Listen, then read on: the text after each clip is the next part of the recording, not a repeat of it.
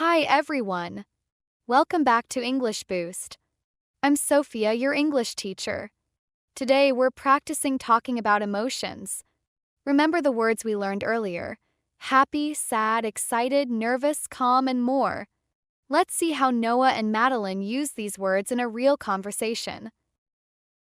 Hey, Madeline. You look excited today. What's the good news? Hi, Noah. I am excited. I just got tickets to my favorite band's concert next month. That's amazing. I can tell how happy you are. I really am. But I was nervous when I tried to buy the tickets. The website kept crashing. Oh, I know that feeling. I get so nervous when something might sell out. But I'm glad it worked out for you. Me too. How about you? How are you feeling today? Honestly, I'm a little tired. I didn't sleep well last night. Oh no. What happened? I was working late and felt so stressed. But after a while, I took some deep breaths and tried to stay calm. That's a good strategy. Staying calm can make a big difference. Definitely. By the way, I heard you finished your big project at work.